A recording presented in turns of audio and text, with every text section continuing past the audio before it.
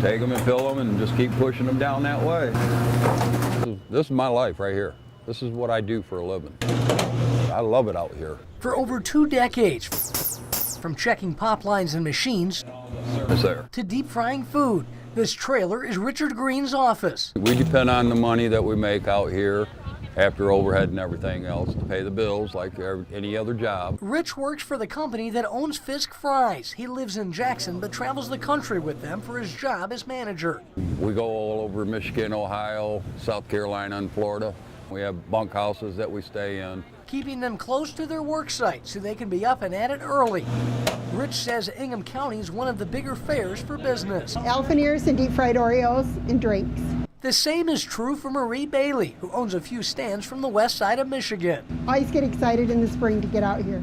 Now, if you find yourself walking the fairgrounds this week and debating on whether you should get something to eat, take it from Marie Bailey, who sells elephant ears here. She says not only will it help fill your stomach, you'll help keep them in business. They say these fairs are what they rely on to stay afloat.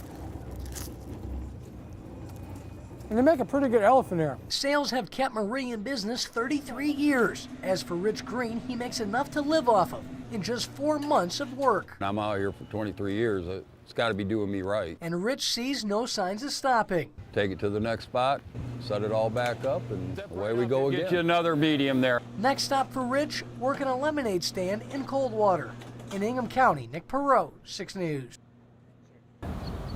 Just last weekend, maggots were found in a crack near a serving line. Now the Department of Corrections says maggots crawled into the Charles Egler Reception and Guidance Center. On Tuesday, while prisoners were cutting potatoes, peeling potatoes, they discovered some maggots inside of those potatoes. Department of Corrections spokesman Russ Marlin told 6 News the department had Aramark employees throw the potatoes away. But for the second time, the Philadelphia company denied saying the maggots were in the food, explaining one spoiled potato was found in a bag in storage and none were prepared or served. I think that's kind of minimizing the fact that there were maggots in the potatoes that they were planning to serve that day. And Marlin says prisons across the state continue to see food shortages, improper food substitutions. This morning we had an Aramark worker just walk out at our Detroit reentry facility in the middle of the shift. Not leaving enough employees to serve inmates. We know the prisoner tensions are rising. There was mice or rat feces found in a hot dog bun. Alicia Matthews reached out to us and says her husband, Jeremiah Matthews, who's serving time for home invasion at Parnell, is seeing similar issues. Although they're prisoners, they still do have rights. They still are people. Aramark got this contract by pledging to deliver the same level of service. But they haven't. For a lesser cost. And you're correct, they haven't. I mean, the level of service is not where it should be at this point. Not only. So why not let them go? Well, what we're going to do is we're going to take a look at that at the end of the month. Marlin says the department is waiting to see what a third-party auditor has to say about the conditions of all prisons brought in by Aramark before deciding whether to terminate the contract. In Lansing, Nick Perot, 6 News. I've been on the street for over 20 years. A time that Michael Johns says included a struggle with addiction. I was actually out one night walking the streets, and Mike Carl and a group of angels were out walking. Said, you know what, it's time for you to come off the streets. For the past 2 weeks, thanks to the Homeless Angels, Mike Carl, and donations, Michael's been living in a hotel. Being able to try and get my life back together again, it was wonderful. But instead of staying warm inside, Michael Johns, along with Carl and the Homeless Angels, are outside, shoveling sidewalks and alleys in Lansing. You know, I've got a warm place to sleep, but you know what? Other people don't have that advantage. It may be a simple gesture to pay it forward, but one the group feels they have to do. We need to take care of our neighbors, our brothers and sisters, because these people took care of us, and this is what we need to do. It's a rewarding feeling for Michael Johns, one he says he couldn't pass up. I've been on the streets so long, and I've had so many people helping me and just taking advantage of it. But here, I feel I can give back. And if I go out there and I put myself forth, that will show them that there is still hope out there. Hope that there is a brighter future. We did good. Now we just do more.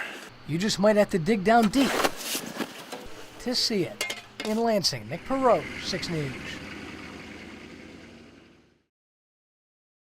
basically at trial, the way I was portrayed, mostly everything was lies. There was a little bit of truth, but mostly I was convicted off of lies.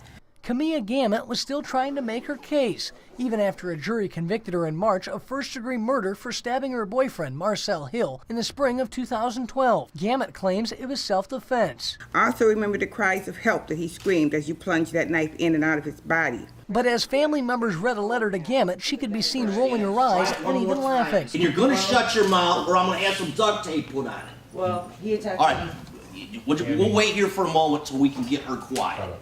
No duct tape was found. We have no choice but to send her where she will also die.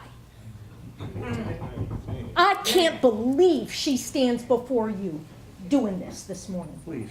Judge John McBain says it's one of the worst cold-blooded murders he's ever seen. I tell you, you gutted him like a fish in that apartment too. You were relentless. You stabbed, you stabbed, you stabbed, you stabbed, you stabbed until he was dead. A brutal act which Judge McBain says she'll pay for with life in prison without parole. Gamet and her attorney understood a life sentence was merely a formality. I understand you have to do what you have to do. I agree with the family. I hope you die in prison as well. You know, if this was a death penalty state, you'd be getting the chair. And the family says justice is served today with a lesson to all. Abuse can come in all forms, regardless of gender. In Jackson, Nick Perot, 6 News.